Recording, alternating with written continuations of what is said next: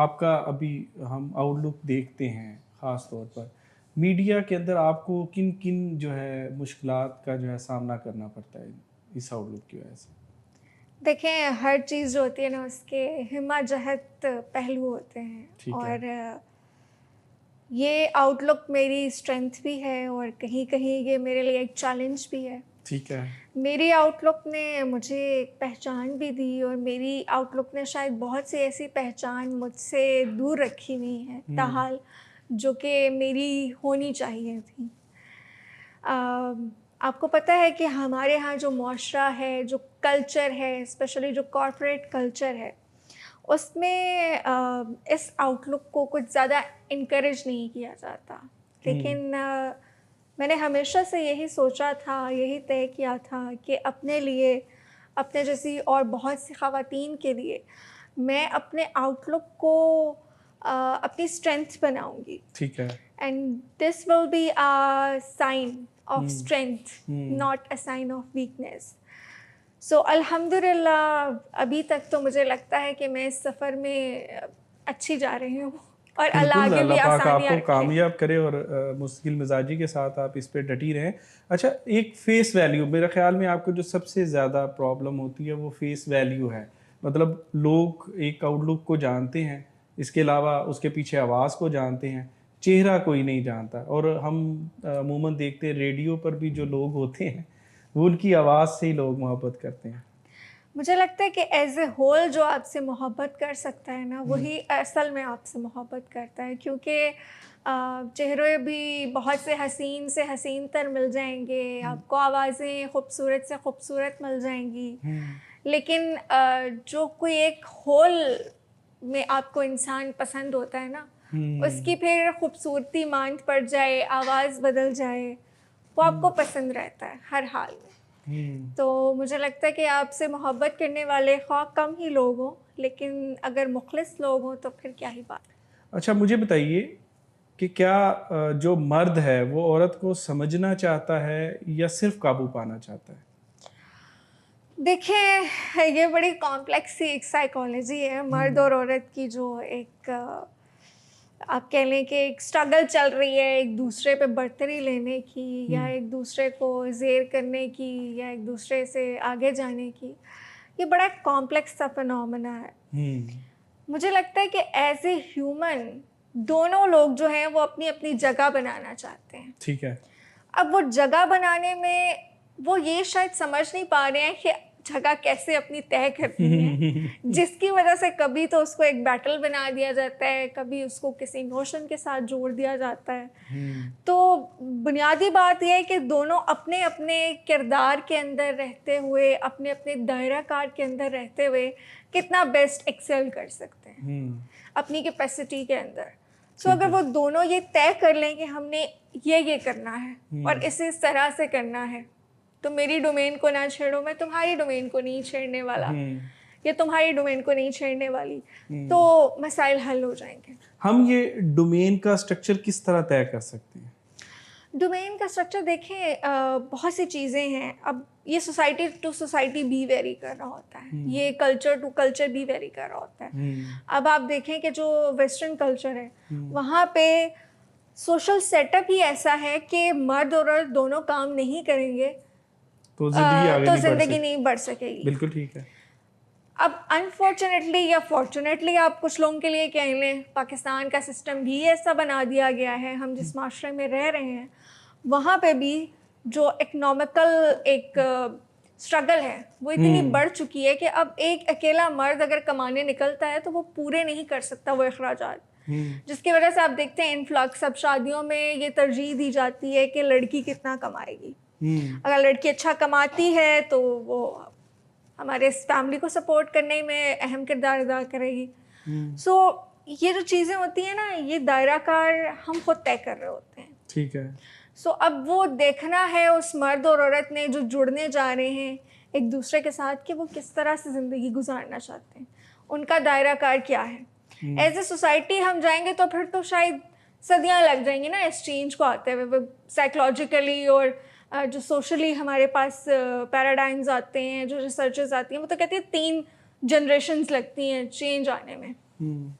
तो कोई रेवोल्यूशन तो लाने की हम इस वक्त पोजीशन में हैं नहीं. ठीक है. So evolutionary process is a time taking process. So what we can do, हमारे पास जो एक 50-60 साल की मैक्सिमम ज़िंदगी है उसमें हमने ये तय करना है, हमने ये डिसाइड करना है कि हमें अपनी ज़िंदगी को किस तरह से गुजारना है.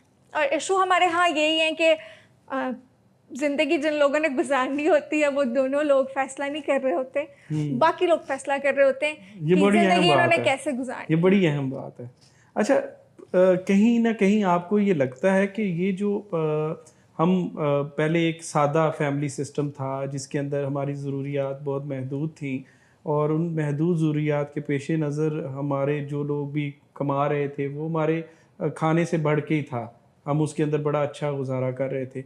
लेकिन आजकल के मटीरियलिस्टिक जो दौर आया है, इस दौर के अंदर जैसे ही हमने कदम रखा तो हमारी ज़रूरियात ने खामखा में बहुत ज़्यादा जो है इज्तनाब कर लिया, पहले से बढ़ गई, हदूद क्रॉस कर ली, तो उसकी वजह से जो है हम डिस्टर्ब हुए हैं ये सारा कुछ.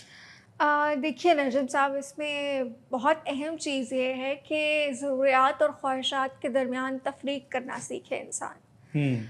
ज़रूरियात क्या हैं? वही हैं जो शायद किसी लोअर मिडिल क्लास बंदे की ज़रूरियात हैं. खाना पीना, एक छत का होना, एक रोज़गार का होना सबके लिए ज़रूरी होता है. अब आसाइशों की तरफ जब इंसान चलने लगता है ना तो फिर उसकी कोई हद नहीं है. और ख्वाहिशों के बारे में तो फिर शायरों ने कह रखा है ना कि हज़ारों ख्वाहिशें ऐसी कि हर ख्वाहिश पे दम निकले. सो वो फिर दम निकलते दम तक निकलता ही रहता है. So the thing is that कि ये बात सच है कि हमने अपनी जो ख्वाहिशात हैं उनको बढ़ा दिया है, लेकिन इसके पैरेलल एक रियलिटी ये भी है कि हमारा जो सिस्टम है, जो इकोनॉमिकल सिस्टम है, वो इस वक्त लोगों की ज़रूरतों को सपोर्ट नहीं कर रहा. एक कमाने वाला है और अगर बिलफर्ज मैक्सिमम भी हम पाकिस्तान के ऊपर अगर देखें तो खाने वाले अगर 5 से 6 लोग हैं घर में और एक ब्रेड बटरर है, एक ब्रेड को लेके आने वाला है फैमिली के अंदर, सो जिसने खाना प्रोवाइड करना है, क्या उसकी इतनी कैपेसिटी है कि वो एक माँ के लिए जिस अमाउंट पे काम कर रहा है वो सबको पहुंचा सकेगा, फराहम कर सकेगा? और सिर्फ खाना नहीं है, यहाँ पे कितने लोग हैं जिनके पास अपने घर हैं, यहाँ पे कितने लोग हैं जिनको तालीम मुफ्त मिल रही है, यहाँ पे कितने लोग हैं जिनको सेहत की सहूलियात मुफ्त मिल रही हैं. बिल्कुल ठीक है. सो जिंदगी किसी एक चीज़ के ऊपर नहीं होती, रिलाई कर रही होती. It's a multi dimensional function. और अब जब आपके पास लिमिटेड रिसोर्सेज होंगे तो आप कैसे मैनेज करेंगे? अच्छा, ये जो हमारी ख्वाहिशात, हम अब ज़रूरियात से ख्वाहिशात की तरफ बढ़ते हैं, तो जो ख्वाहिशात हैं इसके बढ़ने के पीछे आपका क्या ख्याल है कि मर्द का ज़्यादा किरदार है या औरत का? इसके बढ़ने के पीछे हमारी सोसाइटी का, हमारी कंज्यूमर थिंकिंग का जो है ना वो बहुत बड़ा रोल है और मीडिया इसमें बहुत बड़ा रोल प्ले करता है. ठीक है. आप देखिए दुनिया का इस वक्त जो है एक बहुत बड़ा पोर्शन, जब मैंने इसके रिसेंट स्टैटिस्टिक्स देखे थे तो 33% थे. अब वो बढ़ चुके होंगे यकीनन. तो वो बजट जो है वो सिर्फ एडवर्टाइजिंग के ऊपर स्पेंड होता है. सो एडवर्टाइजिंग क्या है? जितनी बड़ी बड़ी कंपनीज हैं वो इन्वेस्ट करती हैं ताकि उनकी प्रोडक्ट्स को मार्केट में इस तरह से एडवर्टाइज किया जाए कि वो लोगों को ख्वाहिश नहीं ज़रूरत लगे. अच्छा. अब आप देखते हैं कुछ बहुत मशहूर ब्रांड्स हैं, उनको शायद हमें लगता है कि उनको शायद अब ज़रूरत भी नहीं है कि वो अपनी एडवर्टीजमेंट्स लगाएं, बट आपको स्टिल हर महीने उनका एक नया बिलबोर्ड अहम शराहों पे मिलेगा. बिल्कुल ऐसी है. वाई? बिकॉज वो कंज्यूमर साइकोलॉजी के साथ खेल रहे हैं. तो वो आपकी साइकोलॉजी क्या है कि आप जो देखते हैं आपके ऊपर वो इंटेंशनली अनइंटेंशनली असरअंदाज तो होता ही है. बिल्कुल ठीक है. तो आप कैसे कह सकते हैं कि फिर इंसान जब ज़रूरत और ख्वाहिश के दरमियान तफरीक करने में ही कंफ्यूज हो जाए तो वो कैसे इस बात का तयन कर सकेगा क्या ज़रूरत है और क्या ख्वाहिश है? अच्छा, ये हमारा जो सोशल मीडिया अब बहुत ज़्यादा फ़रोग पा चुका है, इसके अंदर जो आप समझती हैं कि फैमिली वीलॉगिंग है या जो हम جو ہمارے فیمس ٹک ٹاک سٹارز ہیں، وہ ولاگرز ہیں، انہوں نے اپنی شادیوں کے اوپر جو بے دریغ پیسوں کا استعمال اور وہ ڈالا کلچر ہے اور ان چیزوں کو پروان چڑھا کے بھی ہمارے لیے مشکلات میں اضافہ کیا ہے. یہ مشکلات میں اضافہ تو ہم نے خود کیا ہے نا. دیکھیں ایز اے انڈیویژول اگر ہم لوگ یہ سوچنا شروع کر دیں کہ ہماری کتنی چادر ہے اور ہم نے کتنے پاؤں پھیلانے ہیں, ٹھیک ہے, تو میرے خیال سے چیزیں زیادہ آسان ہو جائیں گی. کیونکہ آپ ولاگر یا تو آپ دیکھیں نا کہ وہ ولاگر شروع سے ہی کوئی سونے کے چمچ لے کے پیدا ہوئے ہیں اور وہ کھا رہے ہیں, پھر تو آپ ان سے ہوں انسپائر کہ یار کیا زندگی ہے, ہم بھی اتنی محنت کریں اور بنیں. جب آپ نے دیکھا ہے ان کی اسٹرگل کو اور دا وے دے گیٹ دا فیم اس کو, پھر آپ یہ دیکھتے ہیں کہ کیا از it right or is it wrong. If you think it's right then go for it, and if you think it's wrong then don't feel low. بالکل ٹھیک. پھر آپ یہ نہ سوچیں کہ یار میرے پاس کیوں نہیں. اگر وہ چیزیں آپ کی ویلیوز سے میچ کرتی ہیں, آپ کو لگتا ہے کہ وہ بہت اچھا طریقہ ہے, دین گو فار اٹ. ٹھیک ہے, آپ کرو. اب مسئلہ یہاں پہ یہ ہے کہ ہم دورے معیارات لے کے اس سوسائٹی میں جی رہے ہیں. ہم کرنا کچھ چاہتے ہیں, ہم کر کچھ رہے ہیں, اور ہمیں توقع کچھ جی بالکل, اور ہمیں توقع کچھ اور ہو جانے کی ہے.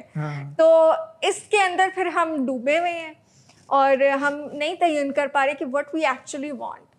تو جب تک ہم نہیں خود یہ سمجھ پائیں گے, ہم دوسروں کو ذمہ دار ٹھہراتے رہیں گے. بہت آؤٹ اسٹینڈنگ آپ کی بات چیت ہے. میں متفق ہوں آپ کی اس بات چیت سے.